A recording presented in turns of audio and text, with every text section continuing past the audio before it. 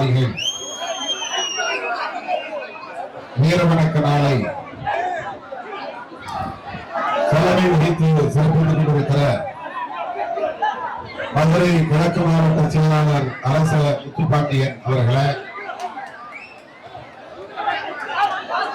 வருகை வந்திருக்கிற அனைவரையும் வரவேற்று சிறப்பித்திருக்கிற கொட்டாம்பட்டி தெற்கு ஒன்றிய செயலாளர் கம்பூர் கார்மேகம் அவர்களை, முன்னணி வகித்து நிகழ்வை சிறப்பித்துக் கொண்டிருக்கிற கட்சியின் மூத்த பொறுப்பாளர்கள் ஐயாவு, ஓடையன், முத்தமிழ் பாண்டியன், நல்ல தம்பி, அமுதன், வெள்ளை தமிழன், பூமிராஜன், துரை, நடு கண்ணன், ராஜ்குமார், முனியாண்டி ஆகிய தோழர்களை,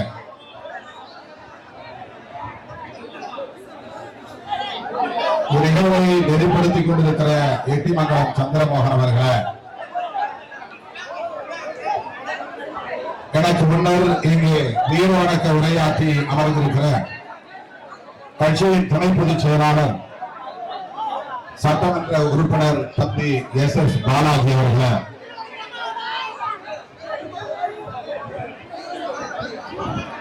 கட்சியின் மதுரை மாவட்ட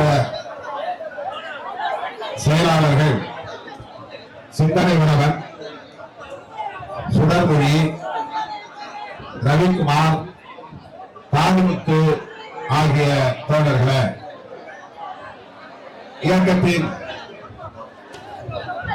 முன்னோடிகள், மாநில பொறுப்பாளர்கள், தாமரசு, ஆற்றரசு, எல்லாளன், கனியமுதன், பாவலன், கலைவேந்தன், நிர்மலன் கோவை, வேலூர் சசி, சங்கத்தமிழன், செல்லப்பாண்டியன், அன்பழகன், அலங்கை சிங்காரசு, VP இம்ரான், கலைவாணன், தமிழேந்தி ஆகிய தோழர்களை மற்றும் இயக்கத்தின் மாநில பொறுப்பாளர்களே, தென்மண்டல பொறுப்பாளர்களே, தென் மாவட்டங்களை சார்ந்த மாவட்ட செயலாளர்களே,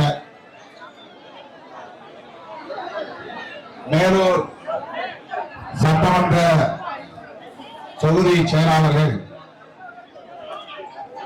மதுரை மாவட்டத்தை சார்ந்த சட்டமன்ற தொகுதி செயலாளர்கள் கார்வண்ணன், தென்னிலவன், பனையூர் சேகர், தமிழ்ச்செல்வன், மூக்கையா, எட்வின் செல்லையா ஆகிய தோழர்களை, தொகுதி துணை செயலாளர்களை, துணைநிலை அமைப்புகளின் மாவட்ட பொறுப்பாளர்களை, இளஞ்சிறுத்தைகள் உள்ளிட்ட இயக்கத்தின் துணைநிலை அமைப்புகளை சார்ந்த மாவட்ட, ஒன்றிய, நகர, பேரூர் பொறுப்பாளர்களை,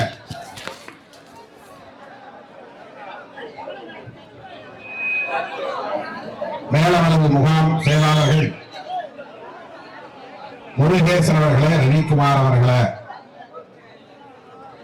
மற்றும் இந்த நிகழ்வில் பங்கேற்று துயரத்தை கடைபிடித்துக் கொண்டிருக்கிற, துக்கத்தை கடைபிடித்துக் கொண்டிருக்கிற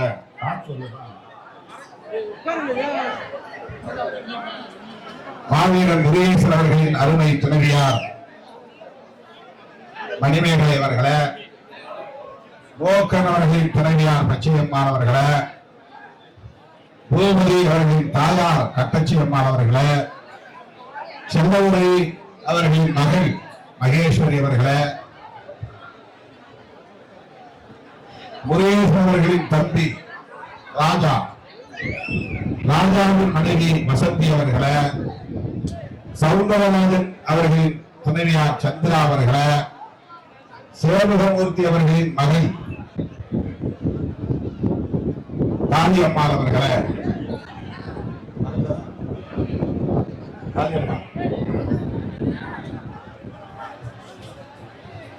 சென்னகரப்பட்டி அம்மாசி மகன் பாப்பா அவர்களே, வேணு மகன் குடியரசு அவர்களே, வணங்காமுடி சந்திரன் அவர்களின் தாயார் மீனாட்சி அம்மாள் அவர்களே, கத்தன் அவர்களின் சகோதரர் சுப்பையா அவர்களே, கத்தப்பட்டி மலைச்சாமி அவர்களின் தந்தை பாத் அவர்களே, கொடக்கரத்தான் பாண்டியன் அவர்களின் தாயார் சோழி அவர்களை, தனியாமங்கலம் ஐயப்பன் மகள் நந்தினி அவர்களை, பழையூர்பட்டி கார்த்திக் அவர்களின் தாயார் பஞ்சு அவர்களை, கருங்காலக்குடி முத்துப்பாண்டி அவர்களின் தாயார் லட்சுமி அவர்களை மற்றும் நமது இயக்கத்தின் முன்னோடிகளை ஆண்டுதோறும் நான் அழைத்தாலும் அழைக்காவிட்டாலும் மேலவளவு அன்னை தேடி ஆதரவுகளின் நிலையத்திற்கு வந்து வீரர்கள் களத்தில் வீர வழக்கம் பிடித்துக் கொண்டிருக்கிற என் ஊரின் உயிரான விடுதலை செலுத்துகிறேன்.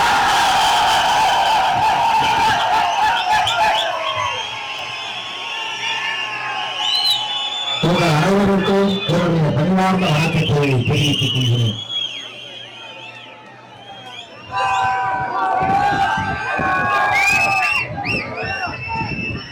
நூற்றாண்டை கடந்து அந்த மாவீரர்களை நாம் நினைந்து அவர்கள் சிந்திய ரத்தத்திற்கு, அவர்கள் செய்த ஈழத்திற்கு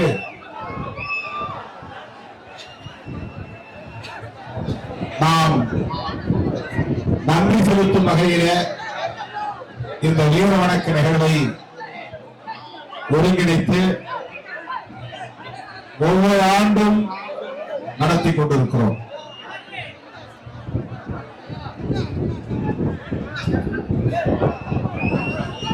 இந்த மாவீரர்கள்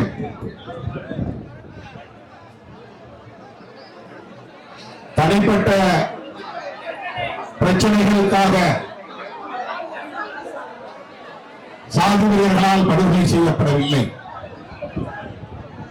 நிலத்தகராறு அல்லது தனிப்பட்ட நபர்களுக்கு இடையிலான கொடுக்கல் வாங்கல் பிரச்சனை அல்லது அணுகுமுறைகளால் ஏற்பட்ட முரண்களால் உருவான மோதல் என்கிற அடிப்படையில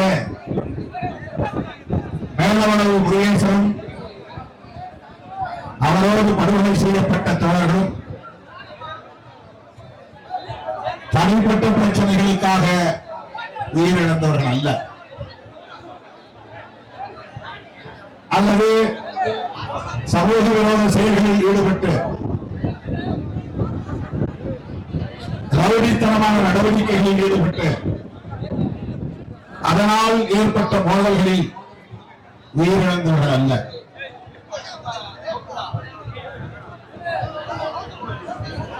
சமூக நீதிக்கான ஒரு அறப்போரை மேலவளவு மக்கள் முன்னெடுத்தார்கள். அரசியல் களத்தில் எனக்கான உரிமைகள், சட்டப்பூர்வமான உரிமைகள் நிலைநாட்டப்பட வேண்டும்.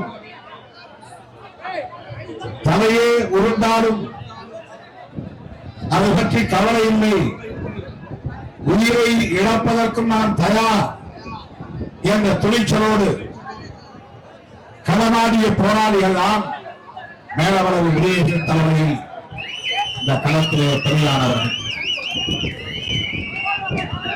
யார் யாரையோ மாவீரர்கள் என்று நாம் சொன்னாலும் மாவீரர்கள் என்ற சொல்லுக்கு 100 விழுக்காடு பொருத்தமானவர்கள், உரித்தானவர்கள் மேலவளவு போராளிகள் தான். குறிப்பாக மாவீரர் மேலவளவு விஜயேசன் தான். இதேச்சுவாக 2 நபர்களுக்கிடையே நடந்த மோதலில் தாக்கப்பட்டு உயிரிழந்தவன் அல்ல. சாதி இளைஞர்கள் சட்ட அறிவு இல்லாமல், சமூக விழிப்புணர்வு இல்லாமல், அரசியல் புரிதல் இல்லாமல் சாதி பித்து மட்டுமே தலைக்கேறிய நிலையில் தனது ஆதிக்கத்தை நிலைநாட்ட வேண்டும் என்கிற ஆணவத்தில் மேலவளவு ஊராட்சியை தனித்தொகுதியாக ஒதுக்கக்கூடாது என்ற கோரிக்கையை வைத்தார். அது ஒரு அறியாமையில் எழுந்த கோரிக்கை, ஆணவத்தில் எழுந்த கோரிக்கை என்பது ஒரு புறம் இருந்தாலும் அது அரசியல் அறியாமையால் முன்வைக்கப்பட்ட ஒரு கோரிக்கை. இந்தியா முழுவதும் பஞ்சாயத்து ராஜ் சட்டம் நடைமுறைக்கு வருகிறது. அந்த சட்டம் வருவதற்கு முன்பு உள்ளாட்சி அமைப்புகளிலே இடஒதுக்கீடு கிடையாது. சட்டமன்ற தேர்தலில் இடஒதுக்கீடு உண்டு, நாடாளுமன்ற தேர்தல்களில் இடஒதுக்கீடு உண்டு. எஸ்சி எஸ்டி என்ற பட்டியல்படுத்தப்பட்ட சாதிகளுக்கு அகில இந்திய அளவில் சட்டமன்ற தேர்தல்களிலும் நாடாளுமன்ற தேர்தல்களிலும் இடஒதுக்கீடு உண்டு. அரசியலமைப்பு சட்டப்பூர்வமாக புரட்சியாளர் அம்பேத்கர் அவர்கள் அதை உறுதிப்படுத்தி இருக்கிறார். 1932ஆம் ஆண்டு செப்டம்பர் திங்கள் 24ஆம் நாள் ஜலவாரா சிறைச்சாலையில் காந்தியடிகளோடு நடத்திய பேச்சுவார்த்தை விளைவாக அவர் கையெழுத்திட்ட பூனா ஒப்பந்தத்தின் மூலம் உறுதிப்படுத்தப்பட்ட ஒரு உரிமைதான் சட்டமன்ற தேர்தல்களிலும் நாடாளுமன்ற தேர்தல்களிலும் இந்த மக்களுக்கான இடஒதுக்கீடு என்பது உறுதிப்படுத்தப்பட்டது. உள்ளாட்சி அமைப்புகள் அப்போது அரசின் கட்டுப்பாட்டில் இல்லாமல் இருந்த காலம். அந்தந்த ஊர்களில் இருக்கிற ஆதிக்க சாதிகளை சார்ந்தவர்கள்தான் ஊராட்சி தலைவர்களாக அவர்களே அறிவித்துக் கொள்வார்கள், தேர்ந்தெடுத்துக் கொள்வார்கள். அதற்கு தேர்தல் என்பது கிடையாது. அதற்கு சட்டப்பூர்வமான வரையறைகள் எதுவும் கிடையாது. ஒரு ஊரில் எந்த சாதி பெரும்பான்மையாக இருக்கிறதோ, எந்த சாதியை சார்ந்தவர்கள் ஆதிக்கம் செய்கிறார்களோ அவர்கள் அந்த கிராமத்தின் பரம்பரையான ஊர் தலைவராக, ஊராட்சி தலைவராக இருந்து வருகிற நடைமுறை தொடர்ந்தது. அதில் ஒரு திருத்தம் கொண்டு வர வேண்டும், அரசின் கட்டுப்பாட்டுக்குள் கொண்டு வர வேண்டும், சட்ட வரையறையை கொண்டு வர வேண்டும் என்று நாடாளுமன்றத்தில் அவ்வப்போது கேள்விகள் எழுந்தன, விவாதங்கள் நடந்தன. அதன் அடிப்படையில் ராஜீவ் காந்தி பிரதமராக இருந்த போது கொண்டு வரப்பட்ட சட்டம் தான் பஞ்சாயத்து ராஜ், நகர்பாலிகா என்கிற 2 சட்டங்கள். பலமுறை நான் இதை பேசியிருந்தாலும் கூட மீண்டும் மீண்டும் இந்த அரசியல் புலிகளை நாம் பெற வேண்டியிருக்கிறது. புதிய இளைய தலைமுறையினருக்கு இதை சுட்டிக்காட்ட வேண்டிய தேவை இருக்கிறது, அறிந்து கொள்ள வேண்டிய தேவை இருக்கிறது. சட்டப்படியான வரையறையை கொண்டு வர வேண்டும் என்கிற விவாதங்களை அடுத்து உருவான சட்டங்கள் தான் பஞ்சாயத்து ராஜ் சட்டம், நகர்பாலிகா சட்டம். பஞ்சாயத்து ராஜ் என்பது ஊரகங்களில், கிராமப்புறங்களில் நடைபெறுகிற தேர்தலுக்கான சட்டங்கள். நகர்பாலிகா என்பது டவுன் பஞ்சாயத், முனிசிபாலிட்டி என்கிற நகர்ப்புறங்களுக்கான தேர்தல்களுக்கு உருவாக்கப்பட்ட சட்டங்கள். இந்த சட்டங்களில் முதல் முறையாக பெண்களுக்கும் இடஒதுக்கீடு வந்தது. எஸ்சி எஸ்டி என்ற ஷெட்யூல் காஸ்ட், ஷெட்யூல் டிரைப்ஸ், இந்த சமூக பிரிவினருக்கும் இடஒதுக்கீடு சட்டப்பூர்வமாக உறுதிப்படுத்தப்பட்டது. இந்த சட்டம் 1989 நாடாளுமன்றத்தில் நிறைவேற்றப்பட்டவை நடைமுறைக்கு வந்தது. நாடாளுமன்றத்திலே சட்டங்களை இயற்றினாலும் கூட அந்த சட்டங்களுக்கு விதிமுறைகள் வரையறுக்க வேண்டும் என்பது ஒரு சட்ட வரையறை. ஆக்ட் என்பது வேறு, ரூல்ஸ் என்பது வேறு. ஒரு சட்டத்தை நடைமுறைப்படுத்துவதற்கு விதிமுறைகளை வரையறுக்க வேண்டும். அது 1995 தமிழகத்தில் வரையறுக்கப்பட்டது. 89 சட்டம் என்பது ஆக்ட். யூனியன் கவர்மெண்ட், டெல்லியிலே இருக்கிற ஒன்றிய அரசாங்கம், இந்திய அரசாங்கம் அந்த சட்டத்தை நிறைவேற்றியது. 5-6 ஆண்டுகளுக்கு பிறகுதான் தமிழ்நாட்டிலே அந்த சட்டத்திற்கான வரையறைகள் வந்தன. அதன் பிறகுதான் இம்ப்ளிமெண்ட், நடைமுறைக்கு வந்தது. அந்த சட்டத்தை நடைமுறைப்படுத்துகிற அந்த சூழலில் தான் உள்ளாட்சி தேர்தல் அறிவிக்கப்பட்டது. 1990 இந்த இயக்கத்தின் தலைமை பொறுப்பை ஏற்ற நான் தேர்தல் பாதை நமக்கு வேண்டாம், பொது வாழ்க்கையில் கட்சி தொடங்குகிற போதே முதலமைச்சர் கனவோடு பலரும் கட்சி தொடங்குகிறார்கள்.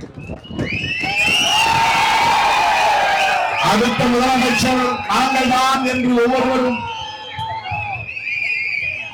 அறிவித்துக் கொள்கிற நிலைகளை நாம் பார்க்கிறோம்.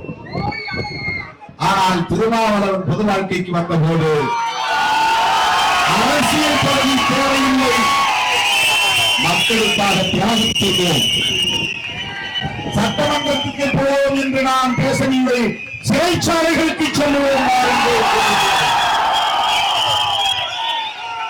என்னை நம்பி என் பின்னால் வருகிற தோழர்கள் கழுத்திலே பூமாலை விழும் என்று எண்ணி வர வேண்டாம், கைகளில் விலங்குகள் காட்டப்படும், அதை புரிந்து கொண்டு வாருங்கள்.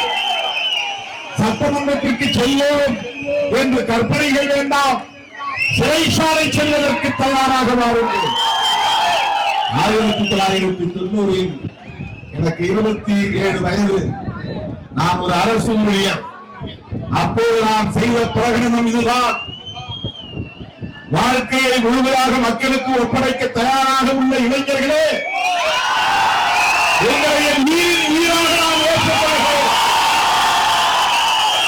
என்னோடு அணிதிரண்டு வாருங்கள், கிராமம் கிராமமாக செல்வோம், மக்களை அமைப்பாக்குவோம், அரசியல் படுத்துவோம், புரட்சியாளர் அம்பேத்கர், தந்தை பெரியார், மாவேலி, மார்க்ஸ் போன்ற மனிதர்களின் கொள்கைகளை மக்களுக்கு எடுத்துச் செல்வோம். இதுதான் என் தொடக்க கால பிரகடனம் அறிவிப்பு. நான் பொது வாழ்க்கையை அதிகரித்து வைத்த காலத்தில் இப்படித்தான் இயக்க தோழர்களை நான் ஈர்த்தேன், அழைத்தேன், அமைப்பாக்கினேன். அப்போது தேர்தல்களில் பங்கேற்கிற நிலைப்பாடு எதுவும் கிடையாது. தேர்தலை புறக்கணிக்கிற காலத்தில் உள்ளாட்சி தேர்தல் வந்தது. உள்ளாட்சி தேர்தல் அறிவிக்கப்பட்ட நிலையில் மேலவளவு ஊராட்சி தலித்துகளுக்கு என்று ஒதுக்கப்பட்டது. இது சட்டப்படி நிகழ்ந்தது, யாரும் கோரிக்கை வைக்கவில்லை. மேலவளவிலே வாழக்கூடிய இந்த எளிய மக்கள், தலித் மக்கள், எங்கள் ஊராட்சியை எங்களுக்கு ஒதுக்குங்கள் என்று கேட்கவில்லை. இந்த மாவட்டத்தில் அதிகப்படியான மக்கள் தொகை கொண்ட ஊராட்சிகள் எவை எவை என்று அடையாளம் காணுகிற போது இடஒதுக்கீட்டின் அடிப்படையில் இத்தனை ஊராட்சிகள் இந்த மதுரை மாவட்டத்தில் தனித்தொகுதிகளாக அறிவிக்கப்பட வேண்டும் என்கிற கட்டாயத்தின் அடிப்படையில் மதுரை மாவட்ட ஆட்சியர் தன்னுடைய அதிகார வரம்புக்கு உட்பட்டு எடுத்த முடிவு மேலவளவு ஊராட்சி தலித்துகளுக்கானது. இதுதான் அரசியல் அறிவு. இதை தெரிந்திருந்தால், இதை தெரிந்தவர்கள் அவர்களுக்கு தலைவர்களாக இருந்திருந்தால் அவர்களுக்கு எடுத்து சொல்லி இருப்பார்கள். பாவம், தலைவர்களுக்கே அந்த அரசியல் அதுதான் சிக்கல், அதுதான் சிக்கல். தமிழ்நாட்டிலே 30 மாவட்டங்கள், அன்றைக்கு 28 மாவட்டங்கள் தான், இன்றைக்கு 32 மாவட்டங்கள். அந்த மாவட்டங்களில் எல்லா மாவட்டங்களிலும் தனித்தொகுதிகள் ஏற்கப்பட்டு விட்டன. எங்கேயும் எதிர்ப்பு இல்லை. மதுரை மாவட்டத்தில் மட்டும்தான் பாப்பாப்பட்டி, கீரிப்பட்டி, ஒட்டக்காட்சியந்தல், பருவங்குடி மற்றும் மேலவளம், இந்த 5 ஊராட்சிகளில் மட்டும் தலித்துகள் விண்ணப்பம் செய்யக்கூடாது என்று சாதி வெறியர்கள் எதிர்ப்பு தெரிவித்தார்கள். தலித்துகள் அதனால் மேலவளவை தவிர பிற ஊராட்சிகளில் மனு போடுவதற்கு தயாராக இல்லை, அச்சப்பட்டு பின்வாங்கினார்கள். அந்த நேரத்தில் துணைச்சலாய் ஒருவன் எழுந்தான். அவன்தான் மாநில மேலவளவு முருகேசன். நாங்கள் கேட்கவில்லை, அரசு ஒதுக்கி இருக்கிறது. அரசு ஒதுக்கிய தனித்தொகுதியிலே வேட்புமனு தாக்கல் செய்வதற்கு எங்களுக்கு உரிமை இருக்கிறது. ஆனால் இந்த ஊரை சேர்ந்த சாதியவாதிகள் மந்தையிலே கூட்டம் போட்டு இந்த தலித் மக்களை அழைத்து யாரும் மனு போடக்கூடாது. நாங்கள் இதை பொது தொகுதியாக மாற்றப் போகிறோம். அதற்கான போராட்டத்தை அறிவிக்கப் போகிறோம். யாரும் மனு போடக்கூடாது என்று அச்சுறுத்தினார். மீறி மனு போட்டால் தலை இருக்காது என்று எச்சரித்தார். அப்படிப்பட்ட அச்சுறுத்தலையும் தாண்டி சட்டப்பூர்வமாக எங்களுக்கு என்று ஒதுக்கப்பட்டிருக்கிற தனி தொகுதியிலே வேட்புமனு தாக்கல் செய்வதற்கு கூட எங்களுக்கு உரிமை இல்லையா? தலையே போனாலும் வேட்புமனு தாக்கல் செய்வேன். விடுக்காது மாவீரன் என்கிற இந்த சொல்லுக்கு பொருத்தமானவன் மேலவளவு முருகேசன். அதிகாரிகள் எந்த பாதுகாப்பையும் தர தயாராக இல்லை. சாதியர்களுக்கு எடுத்துச் செல்ல தயாராக இல்லை. அவர்களுக்கு அறிவுறுத்துவதற்குரிய ஆற்றல் அவர்களிடத்தில் இல்லை. நீ தலைவராக நின்றாலும் இதை மாற்ற முடியாது என்று சொல்ல ஆள் இல்லை. அவர்களை வழிநடத்தக்கூடிய தலைவர்களுக்கும் அந்த புரிதல் இல்லை. நீங்க இப்படிலாம் கேட்க முடியாது. இந்தியா முழுக்க ரிசர்வ்டு கான்ஸ்டிட்யூன்சி இருக்கிறது. தாழ்த்தப்பட்ட தலித் மக்களுக்கு என்று ஒதுக்கப்படுகிற தொகுதிகளில் அவர்கள் தான் போட்டியிட முடியும். 10 ஆண்டுகளுக்கு அவர்களுக்கு என்று ஒதுக்கப்பட்ட தொகுதிகளில் வேறு யாரும் கேள்வி எழுப்ப முடியாது. மீண்டும் மறுவரையறை செய்கிற போதுதான் 10 ஆண்டுகளுக்கு பிறகுதான் மறுவரையறை என்பது நடக்கும். இதெல்லாம் சட்ட அறிவு, அரசியல் அறிவு, இதெல்லாம் இல்லை. அவர்களுக்கு எடுத்துச் சொல்லக்கூடியவர்கள் அந்த புரியல் இல்லை. சொல்லி இருந்தால் இது நடந்திருக்காது. அவர்களுக்கு அப்படி எடுத்துச் சொல்லுகிற தலைமை இருந்திருந்தால் இவ்வளவு பெரிய கொடூரம் இங்கே நடந்திருக்காது. சொல்ல ஆதி தூண்டிவிட ஆள் இருந்தார். அதுவே அறியாமைதான். எந்த போராட்டம் எடுத்தாலும் சட்டப்படி அறிவிக்கப்பட்ட தனி தொகுதியை மாற்ற முடியாது. எலெக்ஷன் கமிஷன், தேர்தல் ஆணையம் நோட்டிபிகேஷன் அறிவிப்பு செய்துவிட்டார். அதன் பிறகு நீ உச்ச நீதிமன்றம் போனால் கூட அதை மாற்ற முடியாது. இந்த புரிதல் அவர்களுக்கு இல்லை. அந்த சமூகத்தினரை வழிநடத்தக்கூடிய சாதி சங்க தலைவர்களுக்கு இல்லை. சொல்ல ஆளி அதிகாரிகளும் சொல்லுகிற நிலையில் இல்லை. சொன்னாலும் கேட்கிற அளவுக்கு அவர்களுக்கு பொறுமை இல்லை. நாங்கள் சொன்னால் எவரும் மீற முடியாது. நீங்கள் சொன்னால் நாங்கள் கட்டுண்டு கிடக்க அந்த காலம் இல்லை. இது வேறு காலம். சிறுத்தைகள் இயக்கம் உருவாகிவிட்ட காலம். 1990களில் மதுரை மண்ணிலே வேர் பிடித்த இயக்கம். பகலிலே அலுவலகம் செல்வேன், இரவிலே கிராமங்களுக்கு சென்று மக்களை கூட்டி ஓரிடத்திலே அமர வைத்து அவர்களிடத்திலே பேசுவேன். இப்படித்தான் என் பயணம் தொடங்கியது. சோசியல் மீடியாவிலே உருவான இயக்கமில்லை விடுதலை சிறுத்தைகள் கட்சி. ஊராக நடந்து போய் மக்களை சந்தித்து இரவெல்லாம் கண்விழித்து மக்களிடத்திலே அரசியல் பேசி வெவ்வேறு இயக்கங்களிலே கட்டுணர்ந்து கடந்தவர்களை எல்லாம் மீட்டு அவர்களிடத்திலே விழிப்புணர்வை ஏற்படுத்தி ஒவ்வொரு ஊராக ஒவ்வொரு கொடியை ஏற்றி இரவெல்லாம் கிராமங்களுக்கு சென்று திரும்ப வருவதற்கு பேருந்து கிடைக்காமல் லாரிகளிலே ஏறி, செங்கல் லாரிகளிலே ஏறி, மணல் லாரிகளிலே ஏறி எங்காவது ஒரு இடத்திலே இறங்கி நடந்து செல்லுகிற ஒரு பயணமாகத்தான் தொடக்க கால பயணம் இருந்தது. விடிந்த பிறகுதான் வீடு போய் சேர்வோம், படுத்து எழுந்திருக்க நேரம் இருக்கா. அப்படியே பல்துறைக்கு விட்டு குளித்து முடித்து விட்டு அவசரமாக சைக்கிளை எடுத்துக்கொண்டு அலுவலகம் நோக்கி ஓடுவேன். நான் அலுவலகம் போய் சேர்வதற்கு முன்னதாக அங்கே எந்த கிராமத்தில் இருந்தோ ஏதோ ஒரு பகுதியில் இருந்தோ மக்கள் இருந்து காத்திருப்பார்கள். எங்கள் ஊரை தாக்கிவிட்டார்கள், எங்கள் பெண்களை தாக்கிவிட்டார்கள், படுகொலை செய்து விட்டார்கள், போகிற வெளியை அடைத்து விட்டார்கள் என்று ஏதேனும் ஒரு புகாரோடு வந்து கண்ணீரும் கம்பளையுமாக இருக்கக்கூடிய